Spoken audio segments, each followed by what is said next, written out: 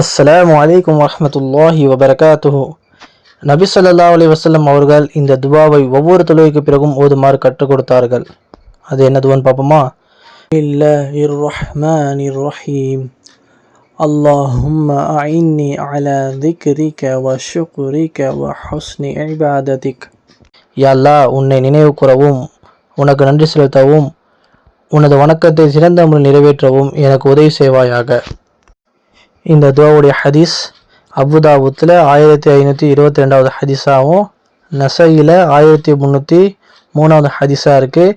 இது ஒரு சம்பவம் இருக்குது. அது என்னென்னா, நபி ஸல்லல்லாஹு அலைஹி வஸல்லம் அவர்கள் முஆத் ரலியல்லாஹு அவர்களின் கையை பிடித்து கொண்டு, முஆதே, அல்லாஹ் மீது ஆணையாக நான் உன்னை நேசிக்கிறேன் என்று கூறி ஒவ்வொரு தொழுகையின் முடிவிலும் இந்த துவாவை ஓதுமாறு வசிய செய்தார்கள். நபி ஸல்லல்லாஹு அலைஹி வஸல்லம் சொல்கிறாங்கன்னா, ஒவ்வொரு தொழுகைக்கு பிறகும் இந்த துவாவை நீங்கள் ஓதுங்க அப்படின்னு என்ன பண்ணுறாங்க, வசியத் செய்கிறாங்க. இந்த துவா ஓதுவதற்கு வந்து நம்மளுக்கு 3 விதமான பலன் கிடைக்குது. ஃபஸ்ட்டு என்னென்னா, அல்லாஹ்வின் உதவி. நம்ம வணக்கம் செய்யணும், அல்லாஹ்வுக்கு வந்து இபாதத் செய்யணும்னா நம்மளால செய்ய முடியாது, அல்லாஹ்வுடைய நாட்டம் இருந்தால் தான் செய்ய முடியும். அப்போ என்ன ஆகுது, அல்லாஹ்வோட உதவி கிடைக்குது, நமக்கு அமல் செய்ய லேசாக இருக்குது. ரெண்டாவது வந்து ஷுக்குரு, அல்லாஹ் கொடுத்த அருட்கொடைகளுக்கு நம்ம நன்றி செலுத்துகிறோம். அந்த குணத்தையும் என்ன பண்ணணும், இந்த திக்ர் நம்மளுக்கு கொண்டு வரும்.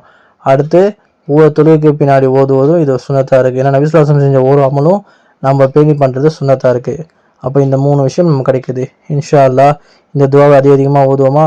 இன்ஷா அல்லாஹ். அல்லாஹ் சுப்ஹானஹு வ தஆலா நம்ம அனைவருக்கும் இந்த அமலை அதிகமாக செய்ய தௌஃபீக் தந்தருவனாக. இந்த வீடியோவை லைக் பண்ணுங்கள், சப்ஸ்கிரைப் பண்ணுங்கள். அப்போ தான் வந்து நம்ம போகிற டெய்லி வீடியோ உங்களுக்கு வந்து கிடைக்கும். அப்புறம் நீங்கள் கற்றுக்க நல்ல விஷயம் வந்து மற்ற உங்கள் ஃப்ரெண்ட்ஸுங்களுக்கும் ஷேர் பண்ணி அந்த நன்மை நீங்கள் பெற்றுக்கொள்ளுங்கள். அஸ்ஸலாமு அலைக்கும் வரஹ்மத்துல்லாஹி வபரகாத்துஹு.